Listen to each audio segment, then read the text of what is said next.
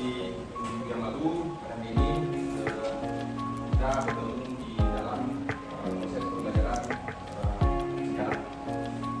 Apa kabar hari ini semua? Baik, alhamdulillah. Walaupun kemarin kita ada kegiatan, tapi saya lihat hampir semuanya hadir di sini. Walaupun ada beberapa orang tidak nampak, tidak hadir. Berapa?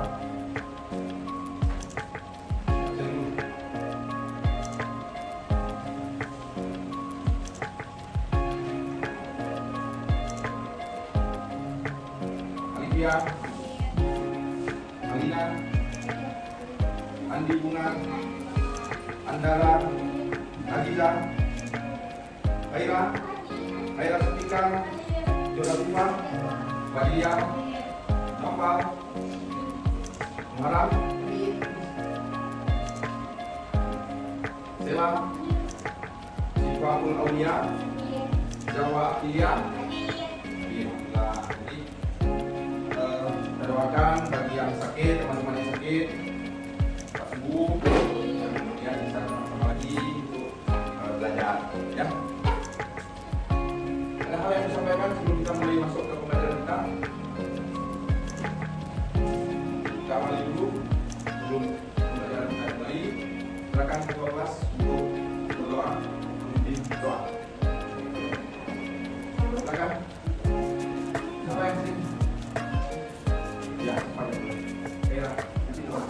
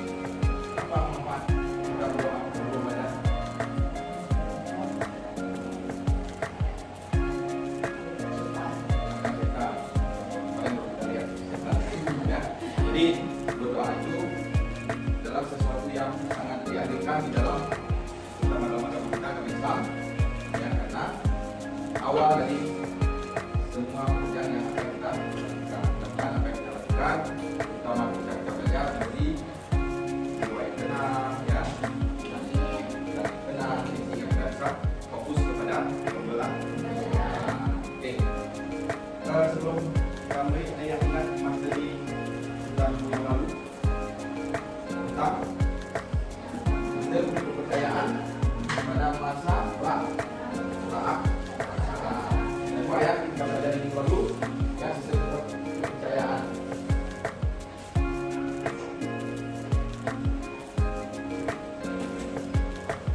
Apa saja? Ani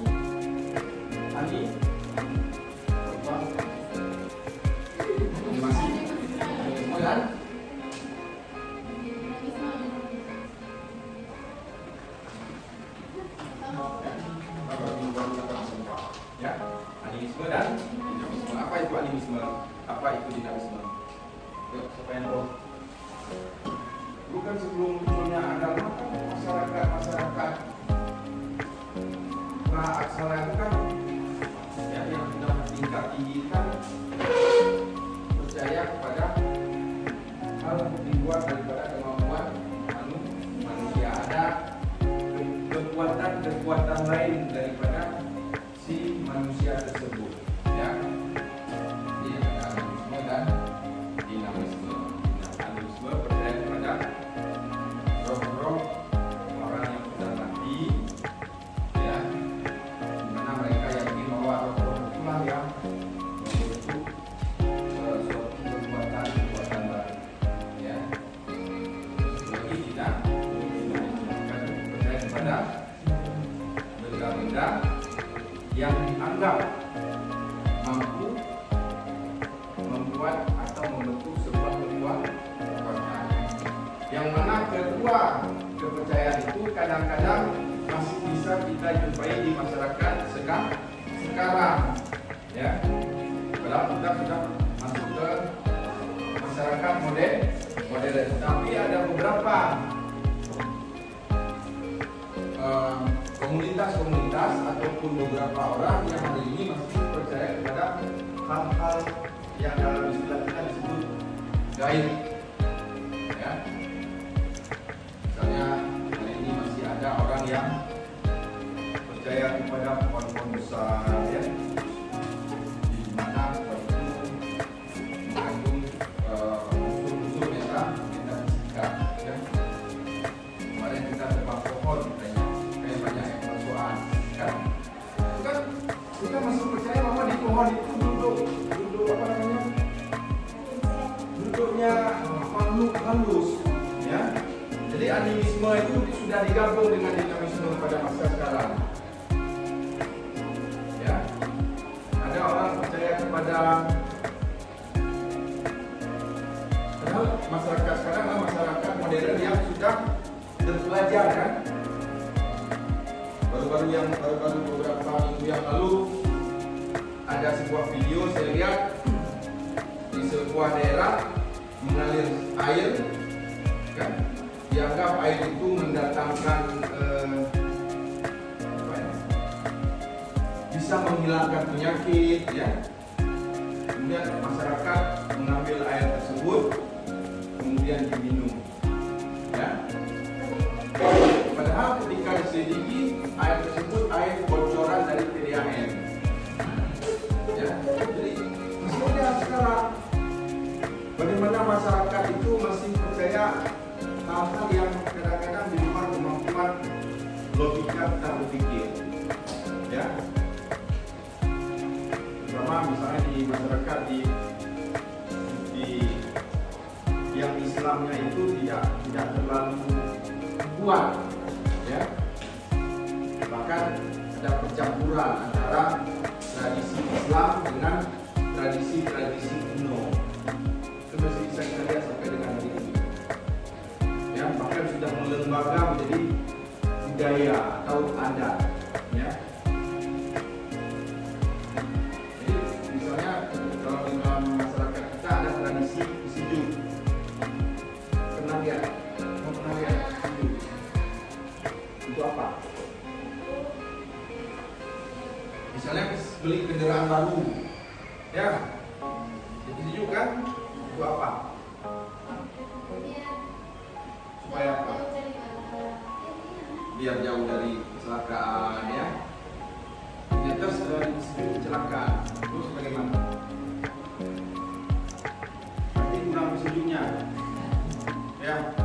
Ternyata yang bawa kendaraannya yang tidak patuh terhadap lalu lintas. Tapi orang kita hari ini terlanjur percaya kepada hal-hal yang memang tidak bisa dipertanggungjawabkan secara religius atau secara ilmuwan, ya.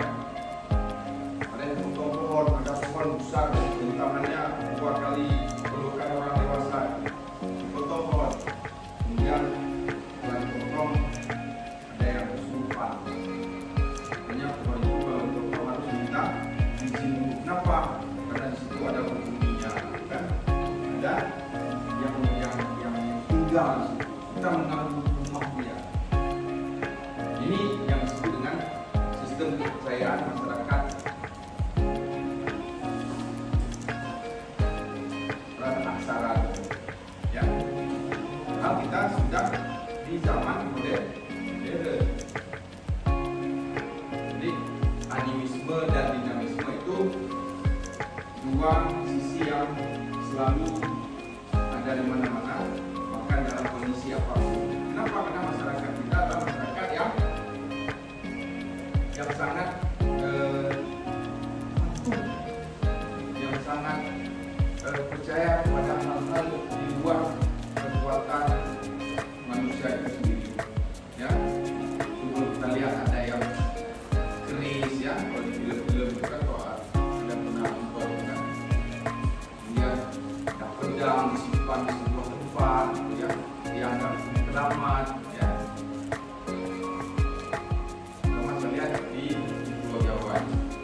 tahun 2007-2008 saya masih ingat, itu dulu pernah ada seorang anak namanya Konari.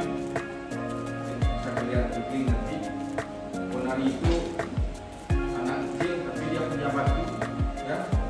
Batu itu dia agak ramah batu itu, ya.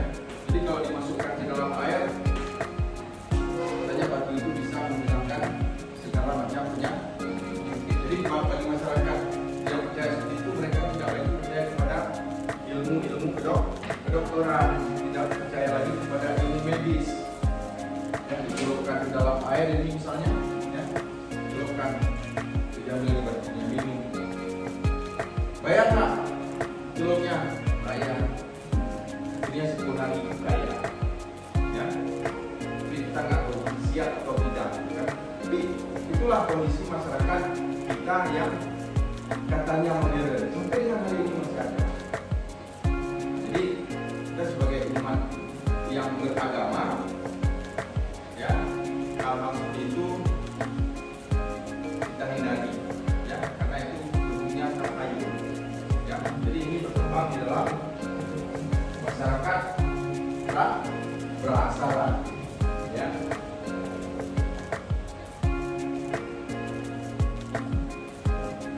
Nah, ini yang kita pelajari minggu lalu.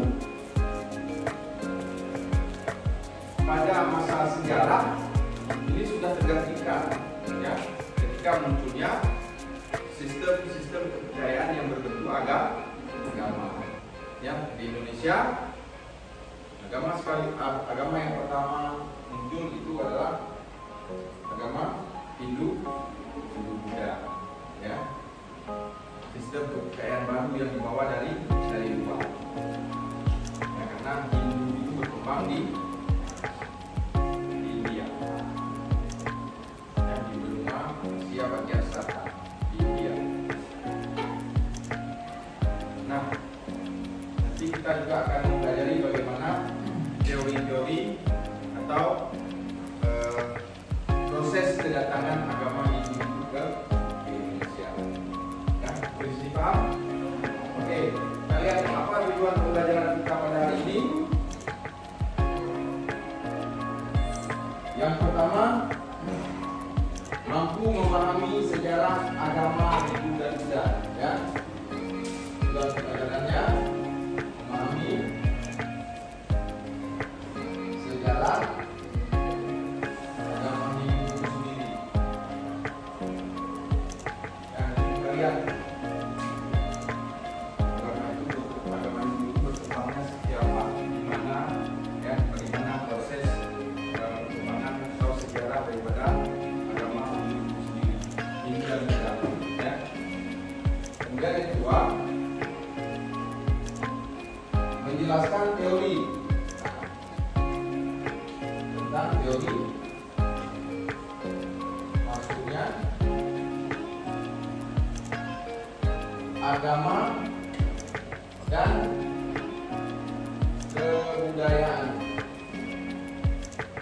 Hindu Buddha di Indonesia atau di Nusantara. Kenapa agama dan kebudayaan? Apa itu?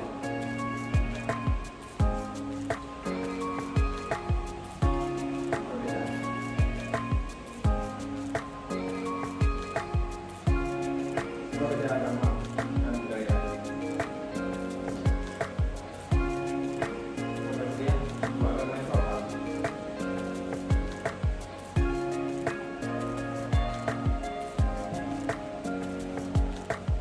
Maka sistem kepercayaan kepada Tuhan, ya, langsung, hubungannya vertikal melalui wahyu, ya, dan itu diyakini oleh masyarakat.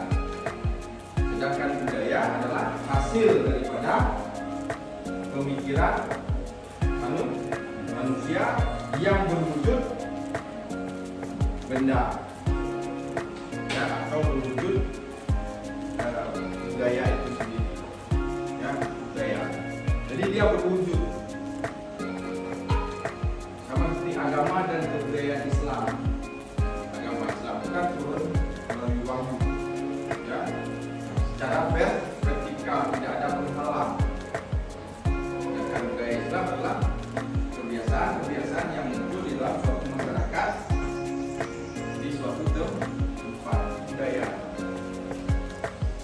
saling mengisi. Agama dan budaya itu saling mengisi.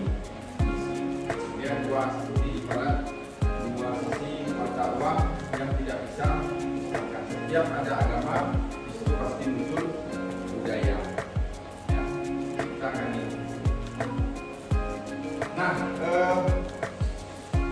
untuk itu saya perlu membentuk kelompok.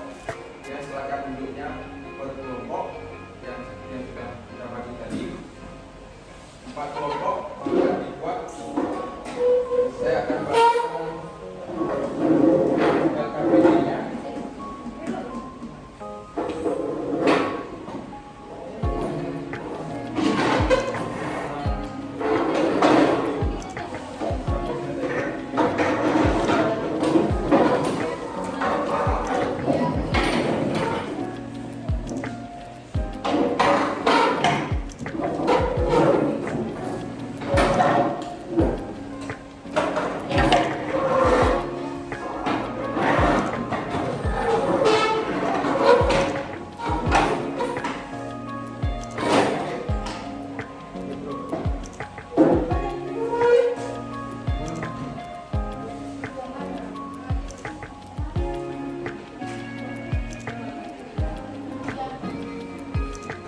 Saya akan bagikan KPD, KPD,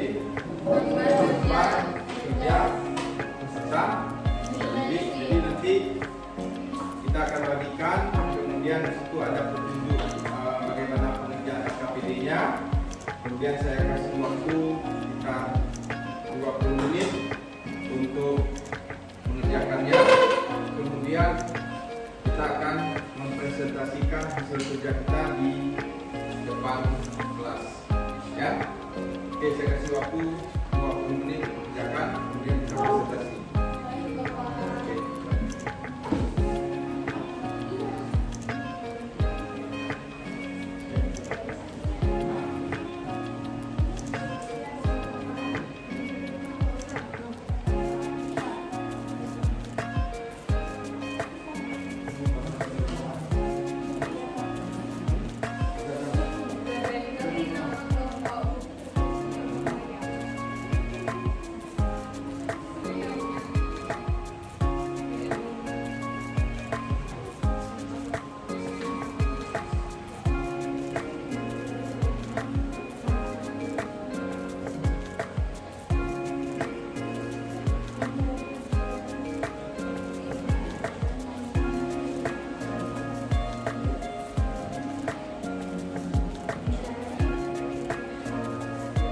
Pekerjaan pokok ini kita pakai presentasi, ya, maksudnya pakai teknologi. Cuma karena kalian nggak bawa api, tapi kita kerjakan di Canva lebih menarik, ya. Oke, silakan kerjakan. Waktunya 20 menit. Kemudian kita nanti mulai dari kelompok.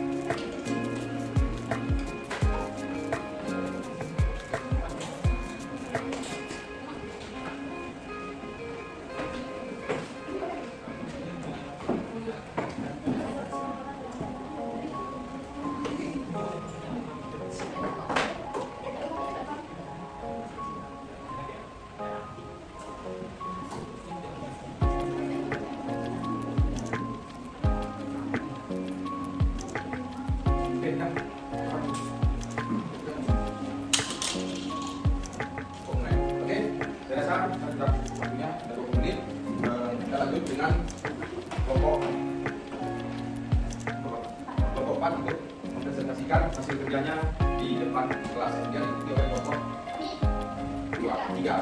Ya, silakan. Kemudian yang lain, silakan simak.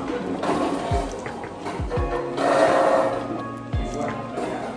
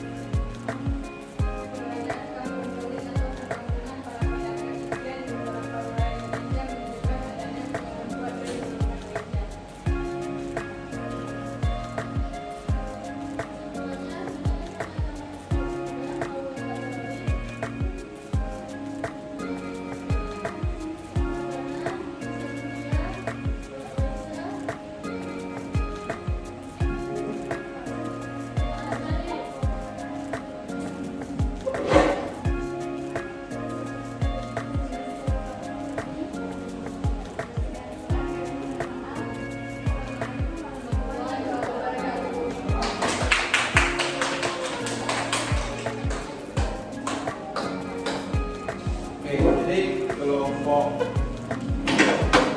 3, kelompok 4 materinya tentang teori isyarat. Yang kita beri kesimpulan. Oke, silakan. Berikutnya.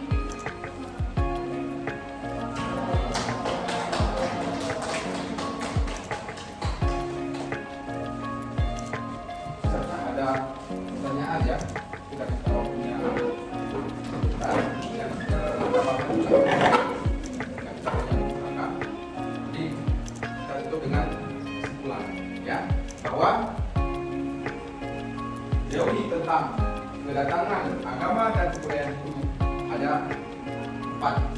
Ya. Berapa? Ada 4. Yang pertama teori Brahmana. Kemudian ketiga Waisa, dan yang keempat teori arus balik. Nah, di dalam agama itu kita mungkin pernah mengenal, dalam tradisi-tradisi itu kita pernah mengenal yang namanya kasta. Kasta apa? Kasta tingkatan sosial di dalam agama, di dalam tradisi atau budaya ini, atau pengklasifikasian atau penggolongan ya di dalam agama Hindu. Ya, kita mengenal ada kasta Brahmana, kemudian Ksatria, Waisa, dan Sudra. Ya. Nah, keempat teori ini juga berhubungan dengan kasta-kasta yang ada di dalam agama Hindu. Yang pertama misalnya kasta Brahmana.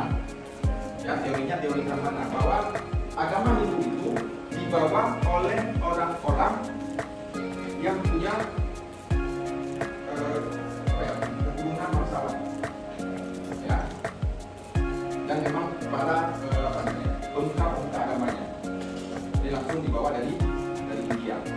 Kemudian teori Ksatria, ya, ini dibawa oleh orang-orang yang ada di dalam lingkungan istana atau prajurit-prajurit yang langsung ke tempat sasaran, misalnya di Nusantara, itu teori dari Ksatria. Sedangkan teori Waisa, agama Hindu itu dibawa oleh masyarakat biasa, ya, kelas-kelas menengah, yang bisa saja mereka pedagang, ya, yang sering melakukan perjalanan untuk berniaga, ya, itu teori Waisa.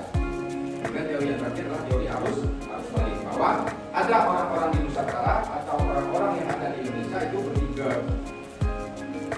India, kemudian mereka belajar tentang agama Hindu, kemudian setelah itu mereka kembali lagi ke Indonesia dan menyebarkan agama Hindu. Jadi itu yang masing-masing teori punya kelebihan dan kelemahannya masing-masing. Bisa kita lihat. Misalnya teori arus balik, misalnya dia punya kelemahan juga, ya, bahwa bagaimana orang Indonesia bisa tahu ada agama Hindu. Jadi teori arus balik itu punya kelebihan, ya. Bahkan yang lebih kuat teorinya adalah teori Brahmana dan Ksatria, karena memang agama Hindu itu sangat sangat kokoh dipegang oleh dua golongan tadi, ya, orang-orang yang memang tugasnya menyebarkan agama, ya, di Brahmana, dan memang para kalangan-kalangan yang ada di istana. Jadi masih ada kelemahan dan kelebihan dari masing-masing teori, ya. Jadi itu. Jadi terima kasih pada kesempatan kali ini pada kelompok yang sudah maju, kita sudah ambil kesimpulan.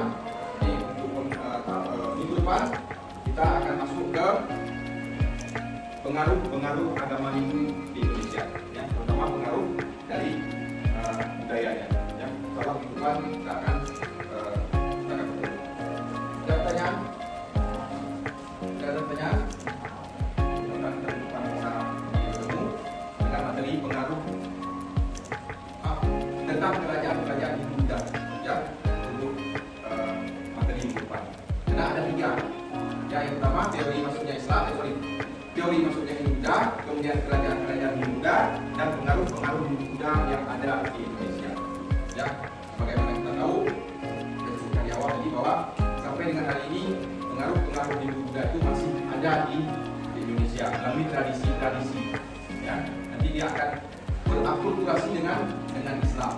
Ya, bahwa masih ada tradisi-tradisi Hindu Buddha itu kadang-kadang juga bersinggungan dengan tradisi-tradisi di dalam Islam. Misalnya pernah dengar wayang, pernah lihat wayang, itu tradisi. Tokoh-tokohnya kan tokoh-tokoh di dalam agama Hindu.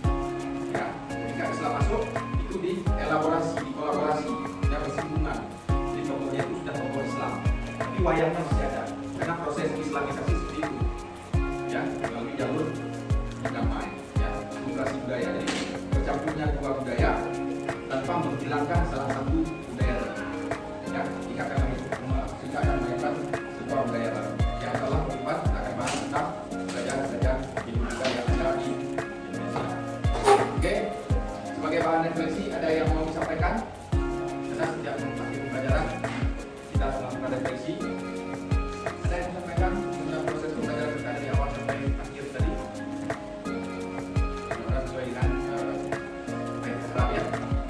Oke, terima kasih. Sampai jumpa minggu depan. Assalamualaikum